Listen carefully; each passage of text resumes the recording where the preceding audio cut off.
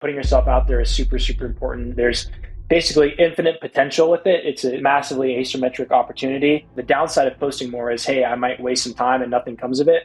The upside is, job opportunities, it's entrepreneurship, it's investment opportunities, it's all sorts of things. Those things will never come to you unless you start to put yourself out there more.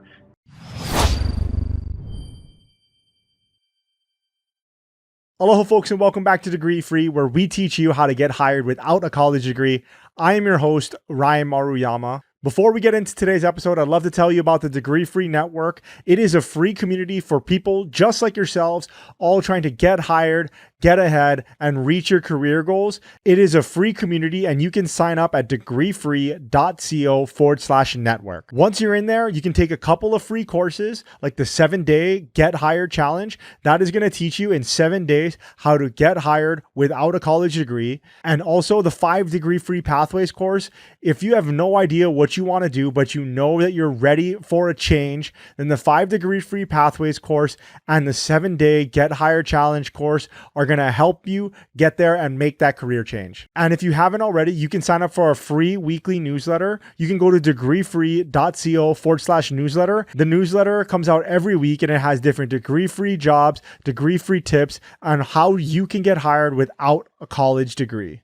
And now today's guest is Colton Sakamoto. Colton Sakamoto is the Chief Party Officer over at Office Party. You can sign up for their twice weekly newsletters by going to joinofficeparty.com. Colton is also the co-founder and former CEO of Inflection Points. We go over a lot of things in this episode, and it is jam-packed with value. We go over the value that he got out of his MBA, his decision to get his MBA, what it was like starting Inflection Points from his childhood bedroom, and what it's like becoming a content creator and starting Office Party now. I will say, for those longtime listeners, this is going to be a little bit of a different interview. We get into the weeds about a lot of things, particularly entrepreneurship, getting followers, content creation. There is something in this episode for everyone. If you have ever thought about starting a side hustle or starting a business, this episode goes into detail of how he started Inflection Points. We also go over how he started Office Party and his ideas for monetization going into the future. We talk about the decision making behind him going back to school and getting his MBA. Like I said, there is something in this episode for everybody. You can say hi to Colton on LinkedIn. He is Colton Sakamoto, and that is Sakamoto. And as usual, I will have links to everything that we talk about at degreefree.co/podcast. And without any further ado, please enjoy my conversation with Colton Sakamoto. Aloha, folks, and welcome back to the Degree Free Podcast. I am super excited today to have on our guest, Colton Sakamoto. Colton, thank you so much for taking the time. Yeah, man. Thanks for having me. Really happy to be here. Colton, I am excited to have you on. You are the Chief Party Officer over at Office Party. I love it. You were the former CEO of Inflection Points. You were the founder there. We can talk about that in a second. I'm really excited to have you on because I think that our conversation today can go a lot of different directions: entrepreneurship, content creation, different job seeker tactics. Really, really excited. But I'd love to start at what you are currently doing over at Office Party. Yeah. So the Office Party is a free newsletter. And sort of the problem that we're trying to tackle with the Office Party is that career news, HR news is really boring and it's bland. And you don't really get good news unless you're scrolling through your feed, whether that's Twitter or TikTok or LinkedIn. And the problem with that is the information is often unreliable. You're sort of getting it through the grapevine. It's hard to verify. And so what we're aiming to do is really target people working in HR, recruitment, and even job seeking, and just provide them with the latest information in the industry, keep them up to date with layoffs, with hiring trends, with who's raising money, all that sort of stuff. So what we're trying to do is basically compile all of the HR news and present it in a fun, entertaining way. It's a newsletter. Does it go out daily, weekly? What can people expect if they sign up? Twice a week. So Tuesday and Thursday morning, a fresh Office Party hits your inbox. The goal is to make you laugh a couple times, sort of brighten up your day. I think we're bombarded with the negative news a lot of time. And so we try and put a positive spin on everything. We try and make you laugh. And we try and sort of brighten your week up, with this newsletter hitting your inbox every Tuesday and Thursday morning. That's awesome. And yeah, it's definitely a good change of pace. It's a welcome change of pace instead of all the doom scrolling on Twitter, even on LinkedIn too. Where can people sign up? I won't bury the lead. Where can people go? Yeah, joinofficeparty.com. Tons of memes, tons of information, tons of resources. Check it out. Perfect. Now, I would love to kind of go back to the beginning. So this is the Degree Free Podcast. It is our goal to help people succeed in their career, in their life, really whatever success means to you, all without having to go back to college or go to college in the first place. We think that there are avenues out there that you can take to get to different places. That being said, you have a degree. I believe you have an MBA as well. I would love to start with the MBA.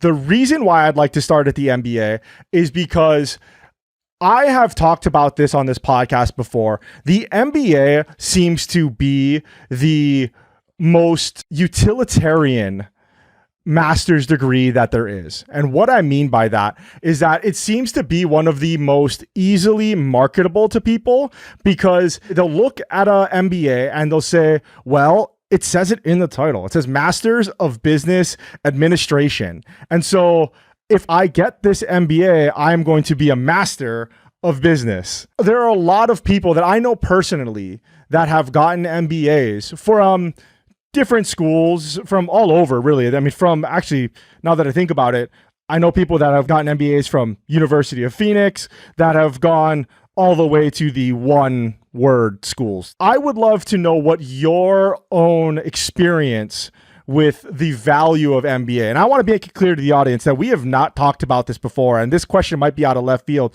So you might say that it's super valuable, but I would love to know what your experience with the MBA program that you went through is. Yeah. So first off, I feel like a bit of a hypocrite being on the Degree Free Podcast because I have 3 degrees, but I wholeheartedly believe in your guys' mission that you guys are preaching and conveying. Long and short, I believe that my MBA truthfully doesn't have a ton of value. And that's why I resonate so much with sort of the message that you guys are spreading. I think it makes sense to sort of backtrack and talk about why I got the MBA first, and then we can talk about sort of what that led to and how I valued the MBA. So I was a college baseball player. It was always my dream to play in the MLB. Obviously, I fell, pretty considerably short of that, but baseball led me to the University of Oregon for my undergrad degree. Truthfully, I wasn't ready to compete at the Division I level, but I loved the school. And so what I ended up doing was dropping back to a junior college, which was right up the street. I dual enrolled at both Lane Community College and the University of Oregon, which allowed me to keep playing baseball, but also stay enrolled at the university that I really enjoyed going to. I graduated with my bachelor's and associate's degree in 3 years. And then I had 2 more years of baseball eligibility left. And so I was sort of left at this crossroads in my baseball career where it's like, okay, I can hang it up early, which I wasn't ready to do, or I can try and go get my MBA somewhere and play for a couple more years. I opted for the latter. And I didn't really have a plan, with my MBA. I just knew that I wanted to keep playing baseball. And if I can use baseball to pay for my MBA, then maybe someone will think it looks good on a resume and it'll help me get a job. So I went out to Gardner-Webb University in North Carolina. It's a really small Division I school that most people haven't heard of. It's like a 1 stoplight town, total culture shock from what I was used to. But it was a really good experience. We got to play, Georgia Tech and Clemson and Wake Forest and a lot of big name schools. And I got to do my MBA while competing on the baseball team. And so that was a huge blessing. But after I graduated, I was sort of expecting to just walk into a great high-paying job immediately. And what I found was people didn't really care about the credentials that much. I graduated during the pandemic, and so the job market was a bit tough. But, I really don't feel like my MBA, brought me a ton of value. I think it brings people value maybe when they're going to the Harvards and the Yales and they're networking. Maybe they already have a high-paying career that their company is sort of paying for their education. But truth be told, with my MBA, I don't feel like I really learned a ton. And I don't feel like there was a ton of benefit from it other than, hey, I get to keep playing baseball. What position did you play? Outfield. Outfield, center field, right field. I liked center the best, but I wasn't quite fast enough to play it at the Division 1 level. So I play left field, and I was basically just concerned with when I was up to bat next, not so much the defense. I was just about to say you must have been a pretty good hitter. A little bit, yeah. I enjoyed hitting quite a bit more than defense, truthfully. Yeah, baseball is a very secret passion of mine. I'm not very loud about it, but I love it. Yeah, I love baseball. I'm a huge San Francisco Giants fan. Yeah, they're actually turning out to be okay this year too, which good team. Yeah, which is I did not think that was going to happen. But so you went from college straight to your MBA program. Are the days of requiring years of people to go to work prior to an MBA program, are those done? Because when I was thinking about getting my MBA, this is over a decade ago or about a decade ago, I was looking at it, but then all of these programs that I were looking at, they were like, oh, you need to go to work for like 2 years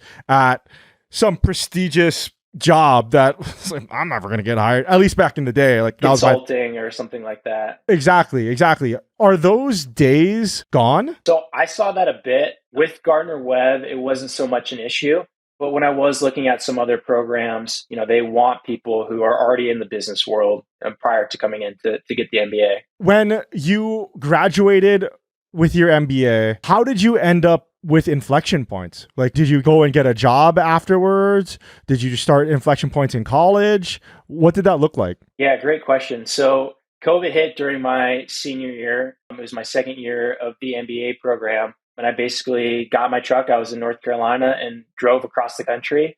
And I really had no clue what I wanted to do. When I was in the MBA program, people would always ask me, hey, you're getting this MBA, what are you going to do? And my famous answer was just, I don't know. To a lot of people, that wasn't a great answer. And in hindsight, it probably wasn't a great answer either. But I really didn't know. And COVID hit and kind of everyone's world flipped upside down. And I had to really think about what I wanted to do next. And so I moved home. I finished out my MBA online and I just hit the job boards. I hit LinkedIn and some of these other ones. And I was sort of mass applying to everything that looked semi-interesting. And I wasn't having much luck at all. And so I got pretty frustrated. I was like, hey, I'm a Division 1 athlete. I got great grades, and I'm struggling to get a job. I was told basically go to school, get good grades, maybe do some extracurriculars, and everyone will offer you a job type thing. And it turns out that's not really how it works. There's a lot of other strategies which we can get into later. But really, I had no clue what I wanted to do. And so I spent that summer kind of finishing out my MBA, doing some fun stuff with friends and all that, but didn't really have too many leads. And I ended up working in a sales role right out of college, which was great. I got some good experience, cold calling and stuff that I wasn't quite so comfortable with, but started to kind of tinker on my own. And that sort of led to Inflection Points, which I can get into. We started that out of my childhood bedroom, me and my co-founder, and that grew rather quickly. And so I ended up actually stepping down from my first job out of college to pursue that full time. Yeah, I would love to talk about one. What were you selling? Mortgage. Oh, okay. Awesome. Did you like it? So it was a great time to sort of enter the industry because I got to learn really how mortgages work. And I think that's sort of an important life skill. I also feel like I developed cold emailing and getting comfortable with some of those things that I wasn't so comfortable with. Additionally, it was a great time in the market too, because interest rates were at historic lows. And so everyone was, buying new houses and refinancing and migrating because of COVID. And so, got to kind of jump right in and sort of learn these things that I don't think I would have learned, otherwise in a different job.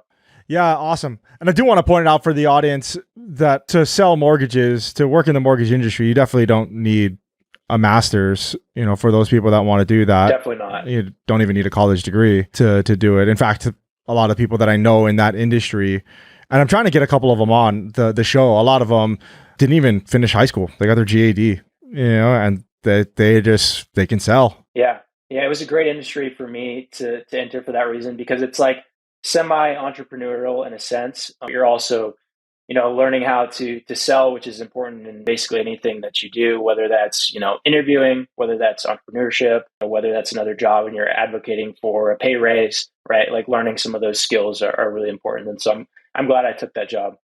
Yeah. One of the biggest things that we always tell people, or I try to tell people, is learning to sell will change your life. And one of the best ways to learn to sell is to go and get a sales job. And I know a lot of people are like, well, I hate talking to people. I hate people. Oh, okay. That's fine, but we still have to figure it out.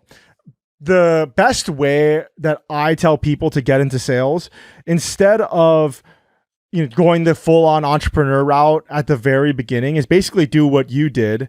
And it follows my own career very similarly, which is go and get a job as a salesperson. The reason why is because you work for a company that has an established product or service. You don't have to worry about the fulfillment of it. You don't have to worry about order processing or whatever it is that you're trying to sell. All you have to do is sell it, and then more than likely service it, but you kind of just let the fulfillment, all of that, you hand that off to those other people. Yeah, no doubt. I think, for anyone listening, you don't need a degree to be good at sales. I'm someone who's more introverted. And so I think I can resonate a lot with you, Ryan, and that talking to people isn't always something you enjoy, but it's a really important skill for everyone to learn, whether that's tech sales, whether that's mortgages, whether that's medical device. My younger brother just graduated college, actually, and he's pursuing a career in medical device sales. And we're talking a lot about career stuff. And my advice to him, he wants to be an entrepreneur down the road too, but it's, hey, get a good job where you can learn to work with a team in a professional environment where you can learn to sell and sort of develop these skills that'll serve you in the long run. Yeah, absolutely. Medical device sales is a really good one. And you were kind of touching on it with the industry as far as real estate. You can sort of be an entrepreneur within the own company. You're going to have to build your own book of business and do all of that. But yeah, there are a lot of industries like that. Just to give some ideas for those people listening,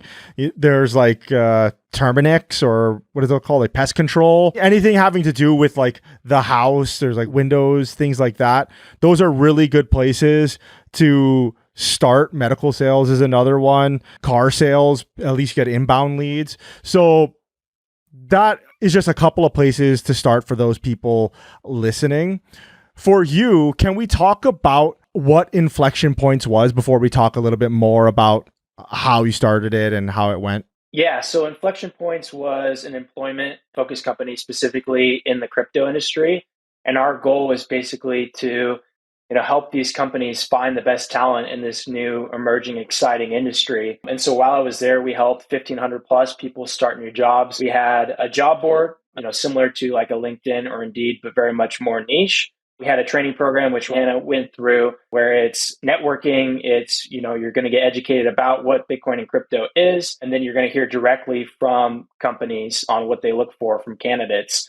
Down the road, we raised some money. We raised a pretty decent sized Series A. And then we went and acquired the largest recruiting firm in the crypto industry to sort of help fulfill that mission of helping more people work in the industry. And that was a traditional headhunting firm where they go find candidates and they make, anywhere from 15 to 25% per placement in the industry. Amazing. Now, when you put it so succinctly like that, it's very neat and it's very tidy. I'd love to start at the beginning. When you were saying that you started it in your childhood bedroom with your co-founder, you basically said maybe 4 or 5 different things that Inflection Points was and became to be, at least by the time that you left. Is it still an active company now? Yep. Yes, sir. And what can we talk about what it looked like at the beginning? Yeah. So I actually met my co-founder through Twitter DMs. I sent him a couple memes. He thought they were funny. And then we hopped on a call and we sort of came up with this idea to launch a job board in the crypto industry. And so he wasn't in my childhood bedroom with me. I was there for the record. It was I was in my he was not in my childhood bedroom. So we started with a job board, and I basically built the job board. It was off the shelf software, so I wasn't coding or doing anything too intense. It was very much no code. And so I spun that up pretty quickly and we brought it to market super quick. I think this was January 27th of 2021. And pretty much immediately it gained traction. I can talk about sort of why it took off so quickly. But it was really fun to see. I'd always wanted to be an entrepreneur. I was working this 9-to-5 job. And then I started this side hustle that sort of took off and it was really exciting. Yeah. This is definitely what I wanted to talk about because there are a lot of people that are listening to this program that would love to get solid paying job. They would love it if they were to make six figures, work 4 days a week, work remotely, whatever their goals are. But then once they achieve that, they start to realize like, oh, this is nice. I have all the things that I wanted 2 years ago, but I still work for somebody. I still have to ask for days off. I still have to do all the things that an employee has to do. I would love to start at why crypto, what the business model behind a job board is, just to give the idea for people that are listening to this that might not have any idea out there of like what a business can be. So I think let's start with my introduction to Bitcoin. I'd heard about it, pretty early on, but like everyone sort of thought it was a scam, didn't really think much of it, but I had a good opportunity that I passed up to buy it really low. I was a sophomore in high school though, so this was, I believe, 2013 or 2014. So I think I was a sophomore or junior in high school. So I passed on the opportunity then. The wave of 2017 came, and I actually bought some then and still hold it from back then. But I didn't really understand. And then when COVID hit, I realized how much money the U.S. was printing, and I hypothesized at the time that inflation was going to get pretty out of control, and I thought Bitcoin would be a pretty good hedge against that inflation. And I think it's important to separate money from state. Turns out some of those things were true, but I still didn't have, much money to invest. My mom comes to me and she said, "Hey, there's this hair salon. They need someone to paint it. And no one's in there because of COVID right now, but they want a totally new paint job." Well, I've never really painted anything in my whole life outside of arts and crafts in like second grade, but let's give it a shot. And so I went during COVID to this salon and painted the walls, moved stuff around. I think I did a good job. You'd have to ask them. I did about as good as a 23-year-old dude with no painting experience could do. But I got paid $1,000 actually, which is pretty good. And what I did was I took all that money, with the exception of I bought 2 pairs of chubby swim trunks because it was summer and why not? But I put the rest in Bitcoin, and so this was pretty early. And then from there, I was sort of hooked. I just went down the rabbit hole of, what this technology and what it is and why it's important. And I was hooked. I was giving baseball lessons too. And so I was doing sort of these like little side hustle type things. I was taking all of the money basically that I was earning and putting it into Bitcoin. And the few people that I did tell were like, "Dude, you're crazy. Like, Bitcoin's a scam, yada, yada, yada." And it turned out to be pretty good. I'm happy I made that decision. If you're someone who's young and listening to this, find a way to make some extra cash, make that pay off, invest in yourself. I think that's really important, and I'm really glad I did it. So you've went down the rabbit hole of Bitcoin. You're a believer. You put in the money that you had, $1,000 net into Bitcoin. How did you think that, okay, I'm going to start a crypto job board? How did you even know that a job board was a viable business? Yeah, that's a great question. So I really went down the rabbit hole, and I was trying to consume as much information as I could. And obviously $1,000 was a ton to me at the time. And so it's like, if I'm going to make this big, crazy investment into Bitcoin, I better know what I'm getting into and educate myself. And so that brought me to follow a lot of, people on Twitter and in the podcast space as well. And that's how I met my co-founder. And I think, what really resonated for me is I was someone who struggled in the job search. And so if I can sort of create something that makes it easier, for people like myself, I can solve a problem that I've had, firsthand. That's basically why, we decided to launch it in the crypto space. Who was your co-founder? Anthony Pompliano. And so you just went and DM'd him some memes and said, "Hey, I can build a job board." What did that? So he actually said that he wanted to hire a chief meme officer. And so I had been making memes just like with my teammates in college on the bus, like trying to make them laugh, making fun of, coaches or whatever, or just any kind of shitty situation. We turned it into a meme. And so I thought, hey, I can make some memes. And so I sent him a meme. He thought it was pretty funny. And then we hopped on a call, and it turns out I didn't get hired as chief meme officer, but rather, we decided to launch a company together. Ridiculous, I know. What is a chief meme officer? That's a great question. I still don't really know. It's probably similar to a chief party officer, honestly. Amazing. Amazing. That's awesome. And that makes a lot of sense because I've seen some of the memes that you've posted and they're pretty on point. They're pretty good. Some of them really hit and some of them do not. And it feels really good when it hits and resonates and people think it's funny. But I'll tell you what, when you post a meme that no one likes or thinks is funny, it's a different kind of pain. Yeah, I think that's creating content in general, but especially when you're trying to elicit like obviously the call to action content is important and you want to drive signups to this or you want somebody to buy this and that's all important. But for me, when I feel the most pain is when I'm trying to elicit an emotion from somebody, whether or not I'm And like, you don't get it. yeah, I'm just like bleeding at the keyboard. I'm like, let me tell you my life story, or exactly the opposite, where I'm just like, this is gonna be hilarious, and then It's not. yeah, and then it's just Yeah. crickets, and I'll press post or I'll press send upload, and then like a week later, it still didn't hit, and I'm just like thinking about that content. I'm like, oh god, you're so dumb. Why did you press post?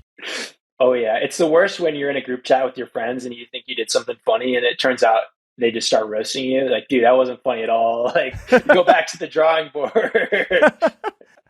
So you guys were starting the job board, and what software did you use? You said off the shelf. It's called Smart Job Board. Yeah, so it's off the shelf, no code software. And the way the job board works is, companies would come in to pay to post their roles. And so that's how it drives revenue.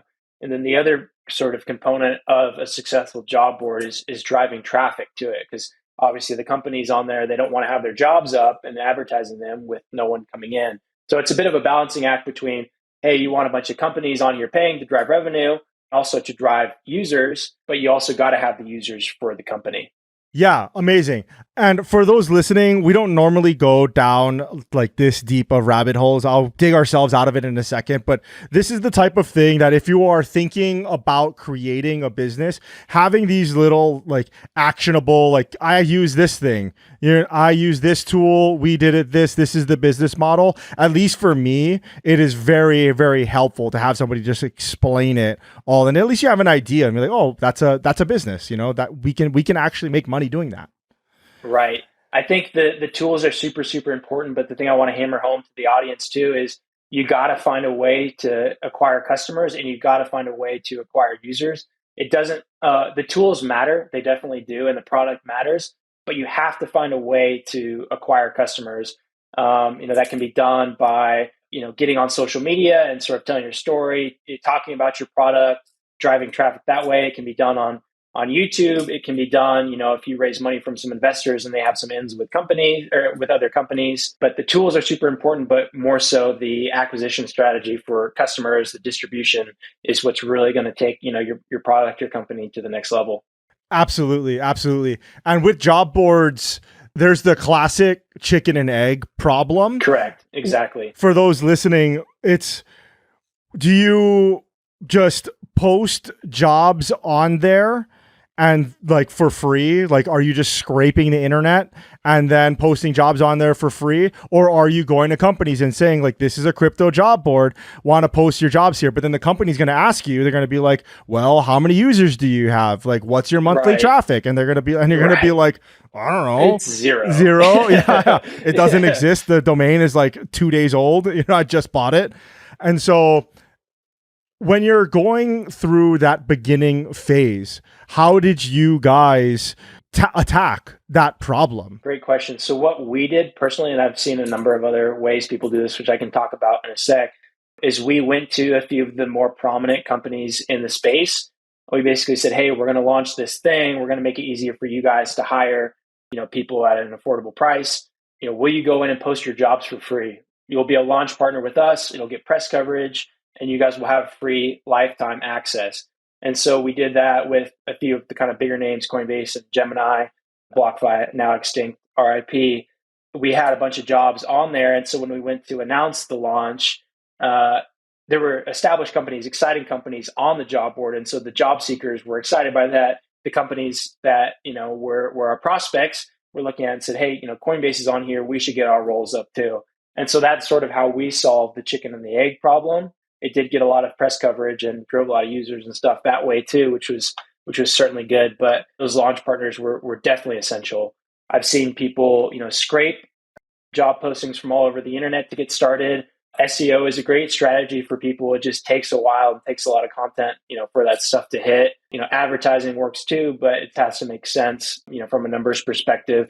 So there's a number of different ways that you can sort of tackle it. But I think kind of the big thing for us was getting some social proof on there, because social proof is super, super important.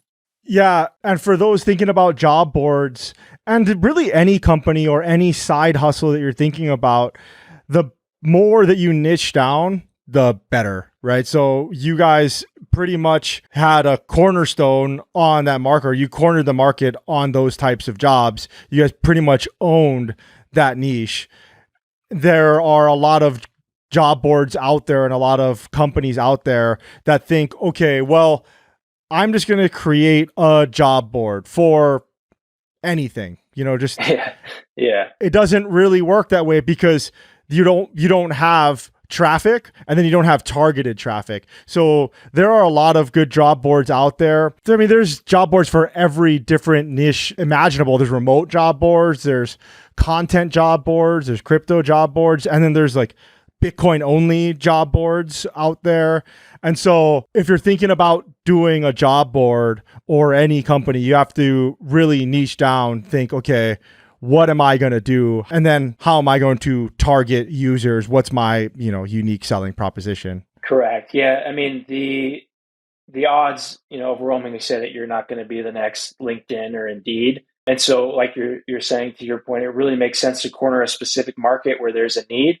I think for us too, why we gained traction so quick was we sort of captured the upside of the Bitcoin and crypto industry, on the upswing. And so it was getting a ton of media coverage, a ton of press coverage. And so that sort of was a big catalyst for our growth, just the growth of the market. But I think you have to niche down, at least in the beginning, and then you can sort of expand everywhere. Peter Thiel, talks a lot about this in his book 0 to 1. He's actually an investor in Inflection Points, which is super cool, but talks about, cornering a specific niche, catering to a specific person first, and then sort of expanding outwards as it makes sense. Yeah, definitely. I was actually having a conversation with a software engineer at Twitch the other day, and he was talking about how he positioned his career.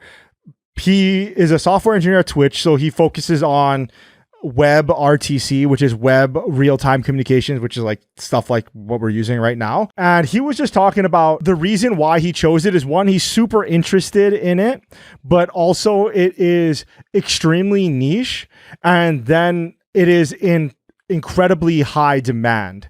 That recipe of those three things skyrocketed his career and his earning potential. And I think that that's a very good framework for anybody listening to this. You could do that how he did in his career, or how you did by starting your own company. Yeah, no doubt. I think the same goes for, I've been posting a lot on LinkedIn and sharing a lot of insights, from the company I started, and stuff that I think will resonate with job seekers. And initially, when I got started, I was writing to a very specific kind of person. And that helped me really gain traction because I knew that person well. I understood their pain points and the stuff that they dealt with, and I could help solve that person's problem.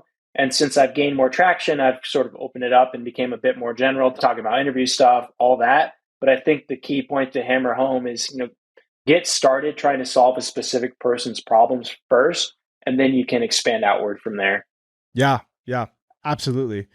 Because you were so closely ingrained in the employment market, I would love to talk about some of the problems that you saw commonly for the job seekers and that you see today for specifically the crypto industry, but maybe just job seekers in general. Yeah. So when I started the company, as I spoke about earlier, I really struggled in my own job search. And so it felt a bit hypocritical to kind of create employment focused products when I myself wasn't clear on what I wanted to do in my career. Kind of the way I started was, okay, if I could, make my job seeking experience better, how would I design it? And I think that speaks a lot to the training program that we built. What it really was a community of people looking to break into this industry. It was, a big Slack group, which is great for networking. It was people sharing resources and interview tips and tricks.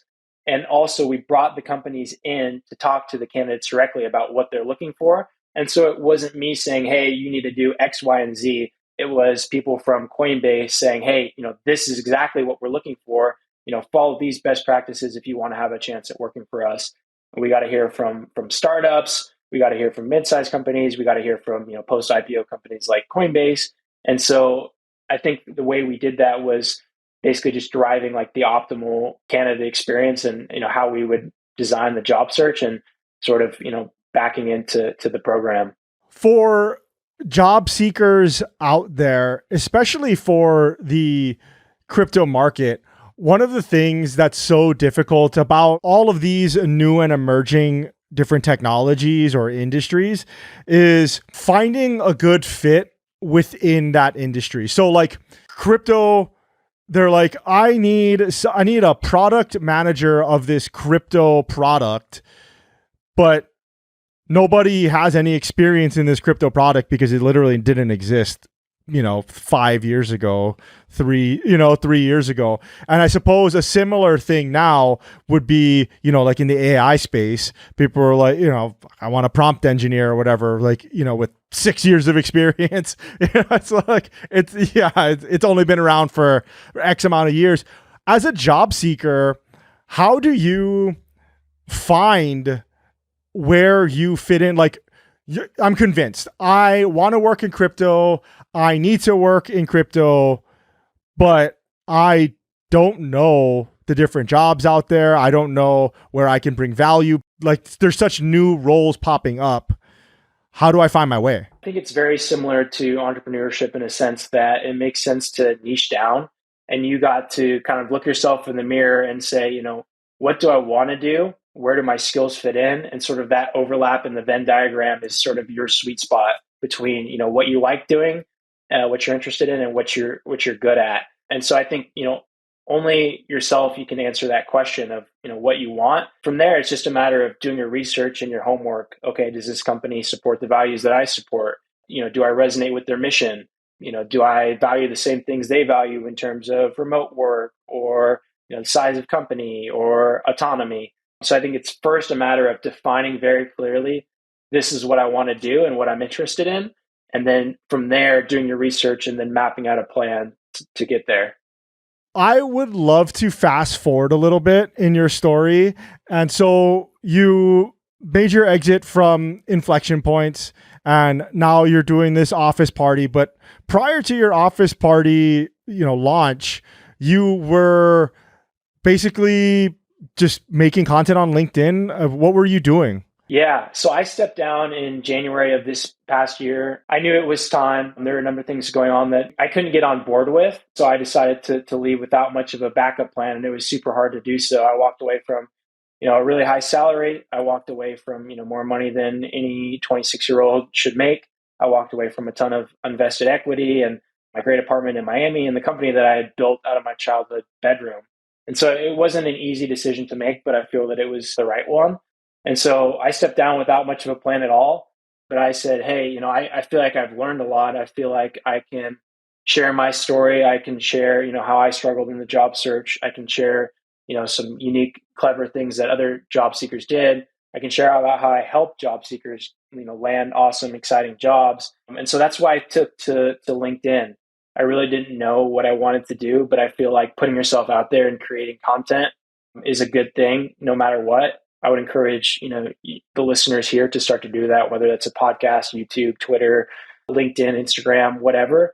You have some unique insights and value to bring to other people. And I was someone who I very much didn't post on, Twitter, LinkedIn, anything, prior to my departure. And I regret doing that. I should have done that earlier. I'd post a little bit on Twitter, but it would literally just be like random memes and a bit of shit posting and stuff like that. But then I really took it seriously. I said, hey, I'm going to post every single day on LinkedIn and just see what happens. And hopefully this, resonates with people. And very quickly it did. I grew pretty quickly on there. It took me, I think, 85 days to hit my first 1 million impressions. And then I think from there, it took 39 days to get from 1 million to 3. So the doubling time is very quick. It's a very asymmetric opportunity to put yourself out there and start creating content. I've had a lot of jobs, come inbound because of it. A lot of opportunities pop up. I quickly grew from, I think, 2,000 followers on LinkedIn to now almost 13,000, in a handful of months. And so it's been super exciting. There's been times where I've been discouraged and thought, hey, this is stupid. No one wants to listen to my story.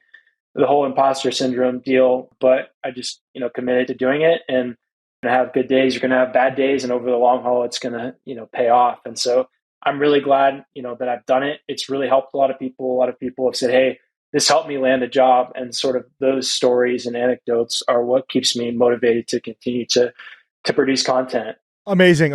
Thank you for sharing that. I want to make it clear that my question wasn't meant to be like a derogatory question. No. I just didn't know how to make the transition smoothly, but you handled it very well. Thank you very much. Thank you. And, but, I wanted to key in on a couple of things that you said there, which was, LinkedIn, especially as far as creating content on that platform, there really is an extremely asymmetric opportunity on that platform specifically for people to gain eyes. For everybody listening, the reason why is because it's a professional platform, and majority, I think it's like, I don't know, maybe the stat, but it's like 95% of people are basically just lurkers or something like that. And they're correct. Yeah, something like that. Something like that. It's something crazy. And 5% of people create all of the content on LinkedIn because nobody wants to, post on LinkedIn because they don't want their boss to see that they're having margaritas at their, at their offsite. If you want to garner some sort of attention, LinkedIn is a really good place to do that. Also, because of the nature of the platform where it is not anonymous, you actually have people's faces and their, resume basically right there.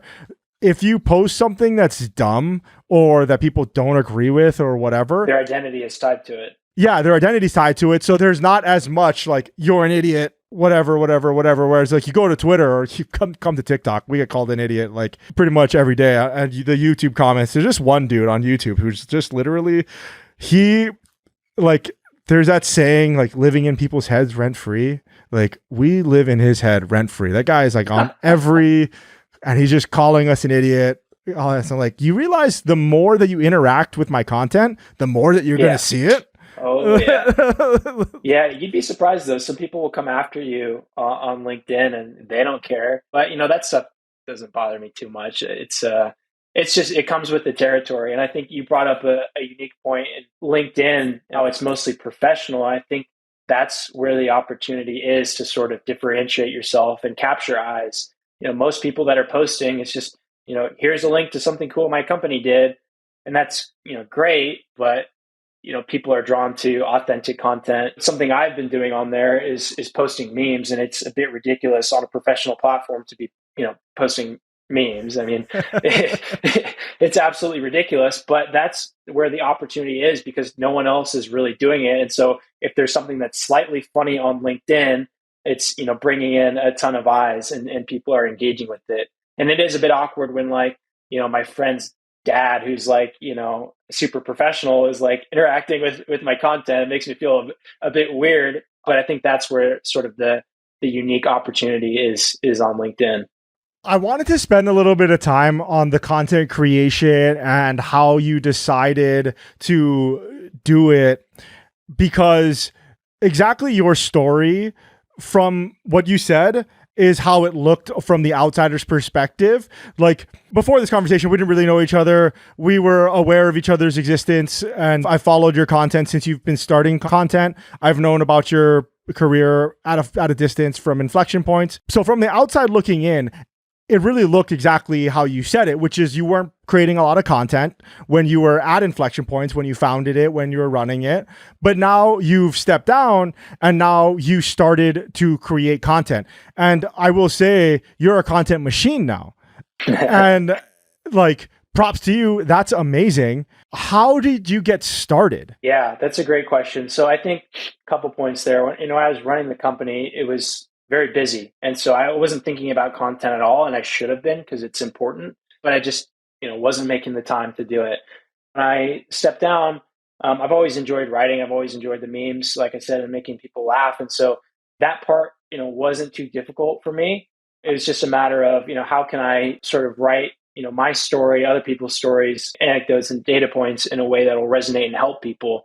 And so, really it was experimentation. It was just getting on LinkedIn every morning and just letting something rip. And sometimes it was really good and sometimes it was really bad. And then from there, I had some data points as to, what worked well, what resonated well. And I can sort of craft my strategy around that. I do some other things where, I just go on a walk and sometimes something pops in my head. So I just throw it in the notes app, or I see someone on LinkedIn dealing with a particular pain point that I know how to address. And so I turn that into a post. I see a funny meme, I repurpose it to be more, career related and resonate with people who are, in the office. And so it's very much experimentation. But I think the big thing to hammer home is just being ultra consistent. I post every morning at 9 a.m. Eastern time. I usually post 2 more times on weekdays. Those are usually more like memes or sort of quick hitters. And then I post once on weekends too. So it's an everyday thing. And it really doesn't take up that much time. I think people, eat up all this time, which I thought prior to doing it.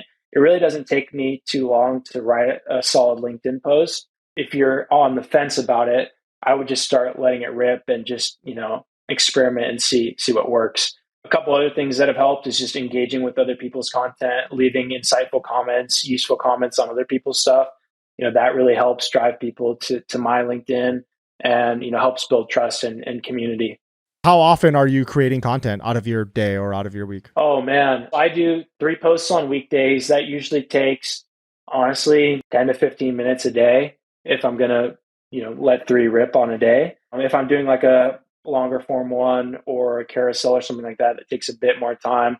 I'm not great with like design and stuff like that. So I'm, messing around in Canva longer than I probably should.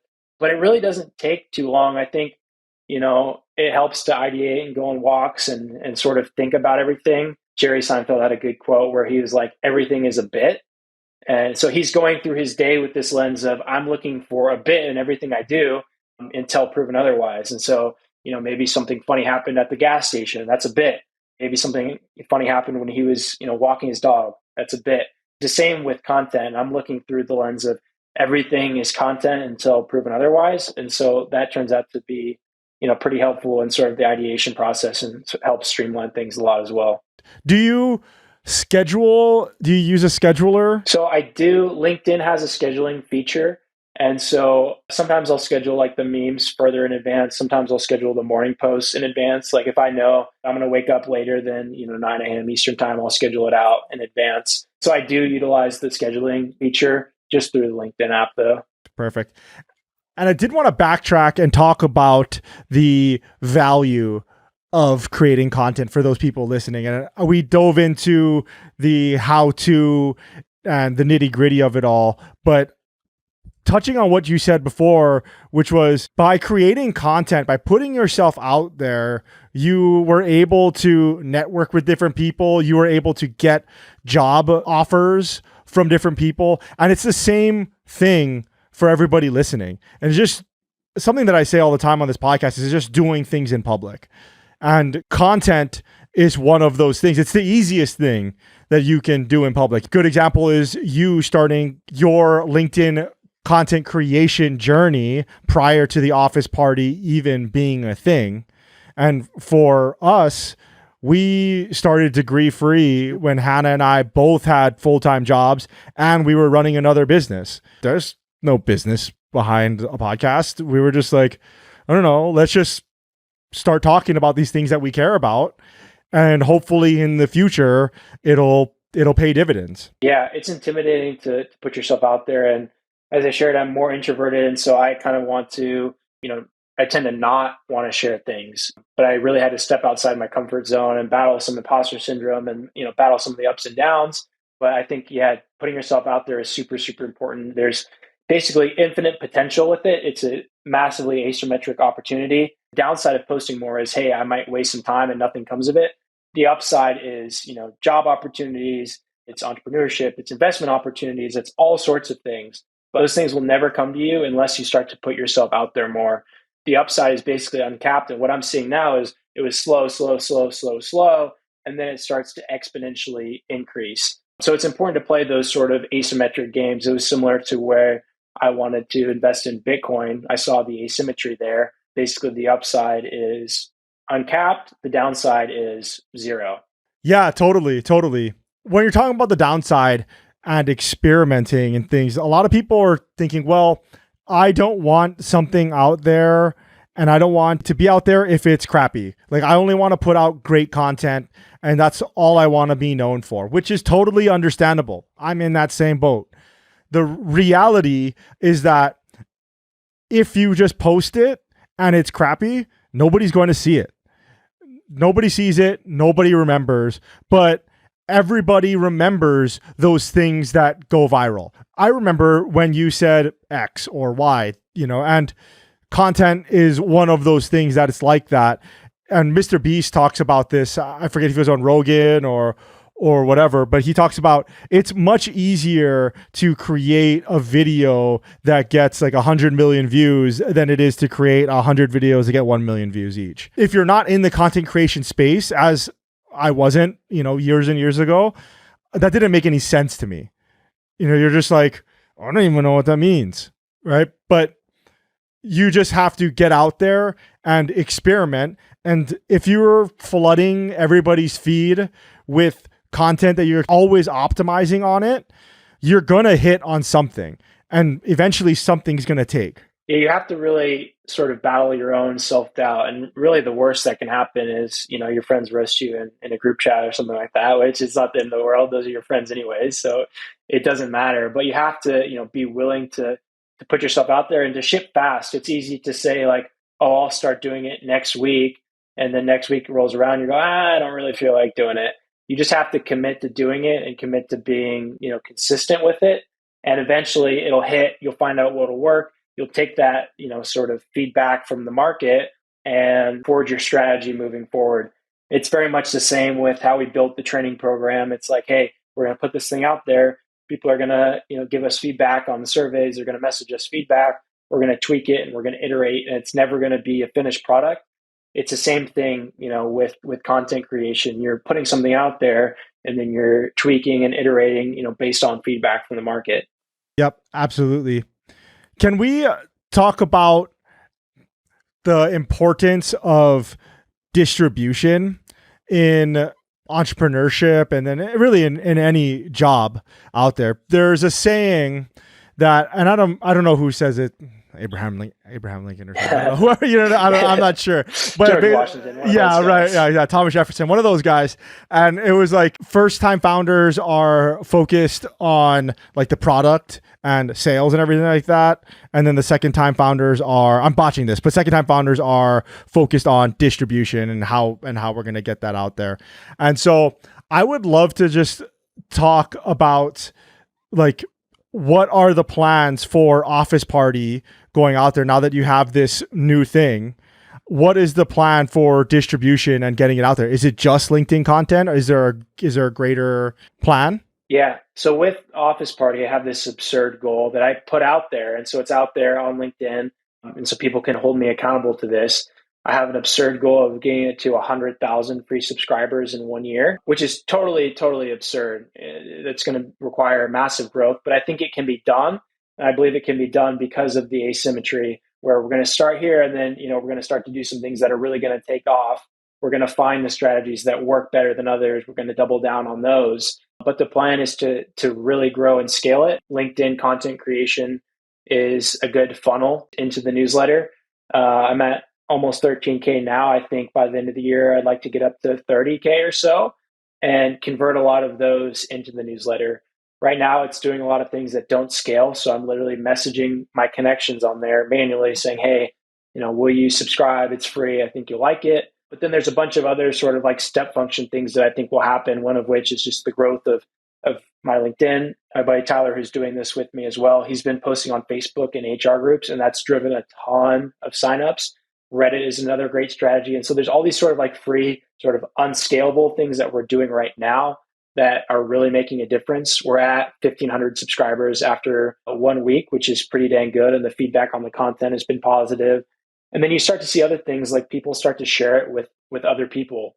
They share it on their LinkedIn pages, their Facebooks, their Instagrams, or they forward the message directly to other people. There's all sorts of things like referral programs with other creators and newsletters that we're capitalizing on. There's, paid ads. There's all sorts of lead magnets and giveaways that, we're going to do as well. But it's just a matter of gaining that initial traction, being willing to sort of persist through that pre-hyperbolic phase. So I think the getting started part is going to be a challenge and going to require a lot of manual effort. But I think once we get to 20K or so is when we start to see a lot of those step function changes where things start to go vertical. And 100K is the goal. There's been a couple of newsletters that have done it. The Milk Road's a great example. They sort of capitalized off the crypto wave. Superhuman's another one. They're at like 300K in like 8 months, which is absurd. They're sort of riding the AI wave. And so these things have been done. Part of it, I think, is the industry in which they're operating, but I think we deliver something valuable and the feedback has been good. And so I'm super optimistic that we can reach that stretch goal. So with a newsletter, what is the business model?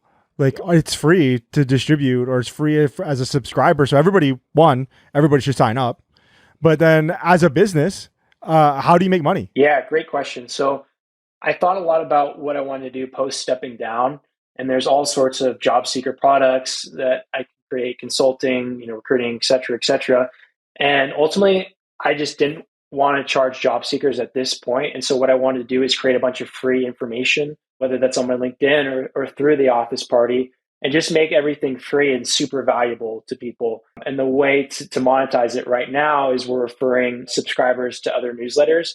And so when they go through the sign up process, they sign up with Office Party, it's free. And then they're prompted to join a couple other newsletters who then pay us for the referrals.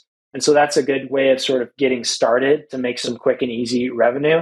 From there, once it gets big enough, paid ads will be a big one. So HR is a high value niche. And so companies, whether that's an applicant tracking system, whether that's a LinkedIn or Indeed, will pay to advertise and get in front of these HR and career professionals. The ad monetization strategy is a good one that we're going to be utilizing down the road.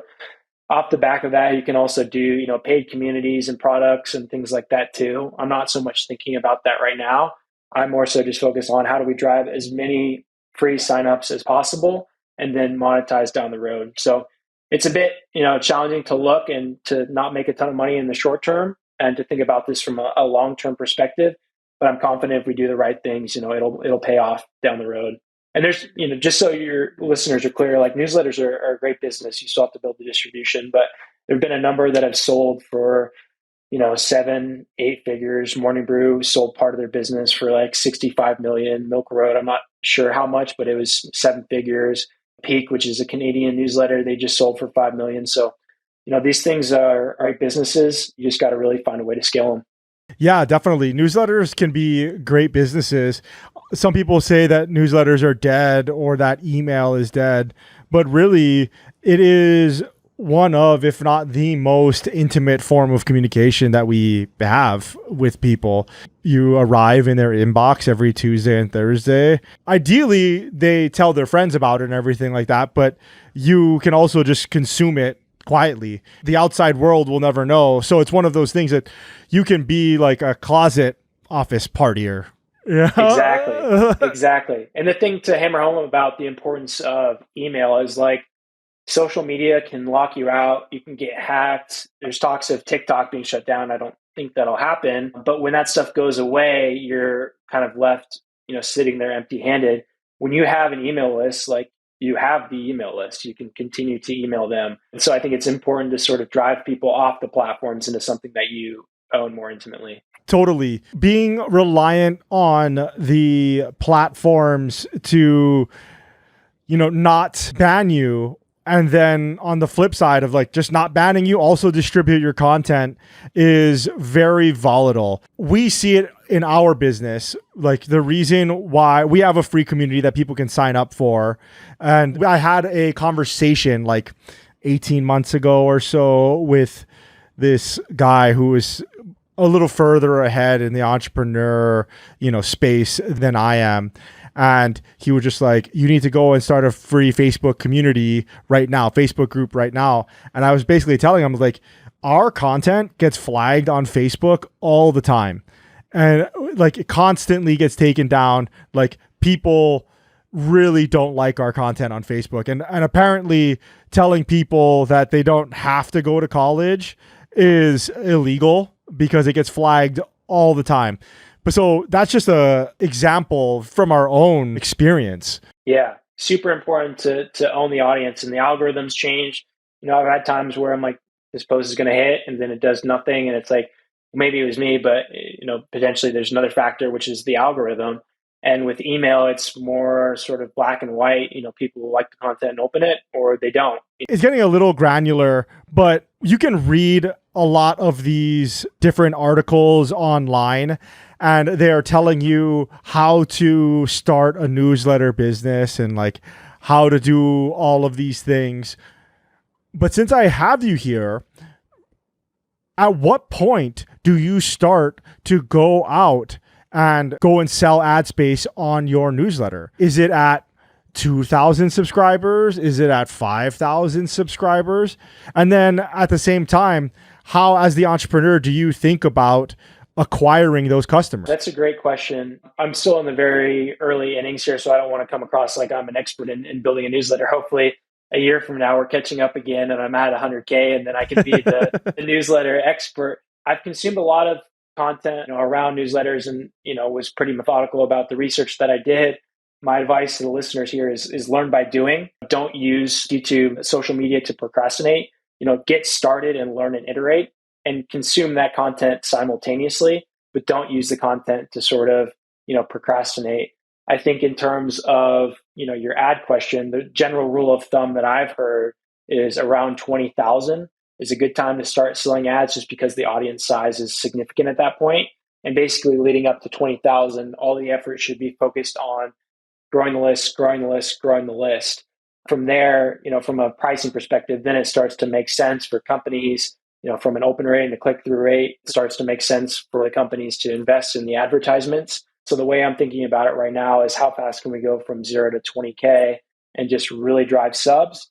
And then from there, start to sell ads. We've actually already had some inbound interest come in, which has been really a positive sign of people saying, hey, how can I advertise in here? I've turned them down because we're not ready to do that yet. I just want to grow and write good content. But I think from there, it'll be a mix of, going outbound to companies that sponsor other newsletters, that are looking to get in front of a high value niche of people. But also I think, our reader base will provide a lot of leads inbound because they, really enjoy the content as well. Perfect. And yeah, I definitely wanted to get into this because for the audience, it is really nice to talk to somebody who is in the growth stage of the process, right? Like they get a little bit of a snapshot of where you are and they can see that, hey, maybe Colton doesn't have it all figured out, right? Like you have a good plan, but exactly, maybe when we catch up in a year, it's going to be completely different. Maybe Office Party looks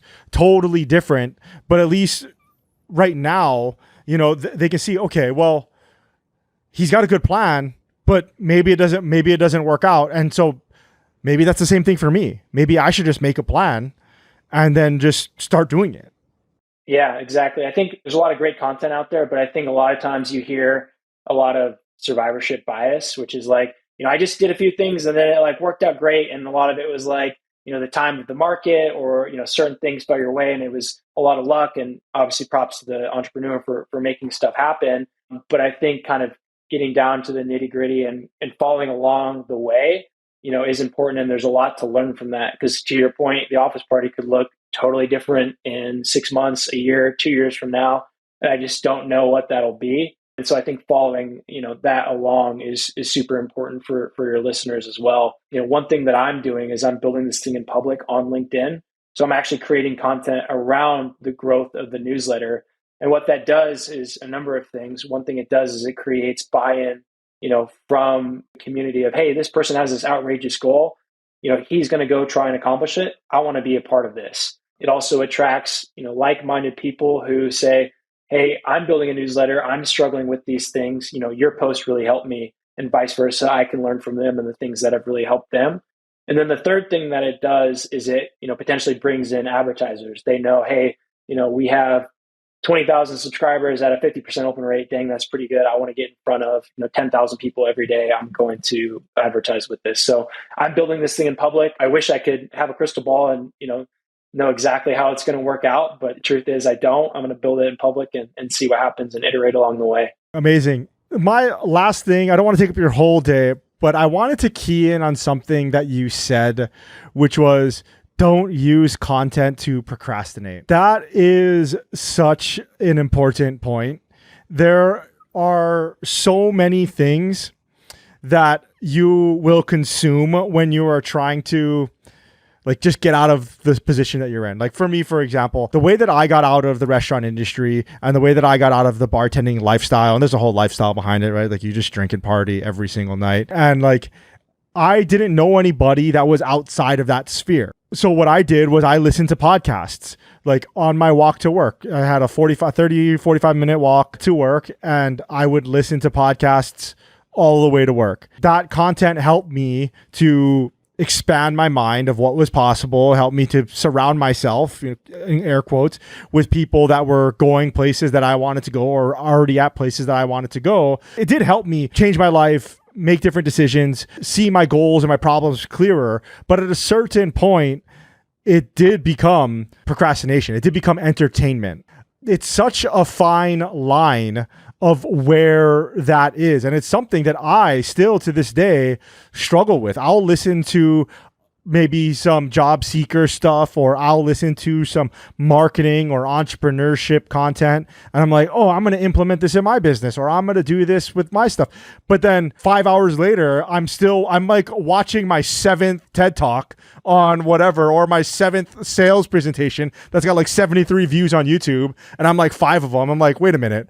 What's going on? Or shouldn't I just go to my computer and get this done? So where is that line of using content constructively and procrastination? Yeah, I want to be very clear. I think content is great. I think you should definitely do your research, do your homework, learn as much as you can. But I think a good way of putting it is say you want to get healthier, get stronger, right? And so you start consuming all this content about what's the optimal way to go to the gym. What's the best time to go to the gym? What's the best supplements that I need to take? What's the latest diet that I need to be doing? What strategy should I be using in the weight room? When in reality, all you need to be doing is going to the gym, right? And so it's it becomes this form of procrastination where, oh, I want to, get everything perfect before I go to the gym, where it's no, the person that's really going to see results is someone that's going to go to the gym every single day, and they're going to consume the content, simultaneously. But it's not one or the other. They're going to be doing both, and they're actually going to be doing the thing that's going to be making an impact.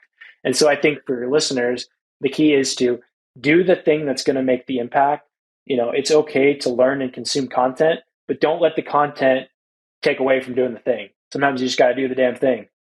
Yeah, totally. And I totally agree with the working out example. That's a really simple one. I mean, I've gone down that rabbit hole myself of man, what's the new workout? I'm going to go do that. We're why don't I just go downstairs and just bang out 300 push-ups? Yeah. Why don't I just go on a walk, right? It's exactly. I can listen to the podcast as I'm on a walk, but the podcast itself is not going to make me stronger. Yeah, exactly. And then a couple of last questions before we go. Colton, where can people go to follow along with Office Party and LinkedIn? Where can we send people to follow along with what you're doing? Yeah, so the Office Party is joinofficeparty.com. It's free, so go sign up. Tell your mom, tell your sister, tell your cousin, tell your wife's boyfriend, tell everyone about the Office Party. LinkedIn, you can find me. I'm just Colton Sakamoto, posting on there frequently. I'm on the other socials as well, but don't post so much on there. So, if you found this valuable, go check out the information on LinkedIn. I try and provide as much free value there as possible, with some good humor and some shit posting and memes. So, Colton Sakamoto, that's Sakamoto on LinkedIn. Perfect. And for everybody listening, I'll have links to everything at degreefree.co/podcast. You can check it out there. And last, Colton, thank you for taking the time. Is there any last words, requests, or words of wisdom that you'd like to tell the audience before we go? Yeah, thank you so much for having me. I wholeheartedly believe in your guys' mission, and I do tend to think degrees are overrated. And if something hits home with your listeners, it's put yourself out there, be willing to take risks. Go try and start something on your own, but you're not going to do it unless you get started and try and you persist. And there's going to be ups and downs. There's going to be a lot of times where you feel like quitting. The good things are worth persisting through, and they're worth doing right. And so, stick it out, put your head down, get to work. It's not going to be easy. I'm not going to sit up here and tell you everything's going to be, roses and sunshine and things like that. It's going to be hard, but, it'll be worth it. So create a good process and stick to it. Awesome. Amazing. Colton, thank you so much for taking the time. Thank you so much for having me. How was that episode? Colton dropped some knowledge. Remember that you can always come back to this episode and you can go over the actionable steps that he's taken to create content and how you can use that for yourself or to start your first business or your side hustle. Do me a favor. With this interview, I tried to do something different than all of the interviews that we've done before. I tried to go deeper into the weeds on our particular subject, mainly content creation, starting a side hustle, entrepreneurship. Let me know how you like that compared to all the other interviews that I've done. If you liked it in the future, I might start doing the podcasts more like this, where we go deeper on one subject rather than going all the way into their past and telling their entire story. I would love to hear your comments. Either go to YouTube or you can join the Degree Free Network by going to degreefree.co/network, and you can comment on the threads there about the Degree Free podcast. Let me know what you thought of this episode and let me know what you thought of this interview style. Personally, I really liked to get into the weeds and get really, really actionable content on very, very specific things. But I also feel like I lost a lot of listeners. So let me know what you think. Go to YouTube, sign up for the Degree Free Network. And if you haven't already, go to degreefree.co/newsletter and sign up for our free weekly newsletter. And that's pretty much it. Until next time, guys. Aloha.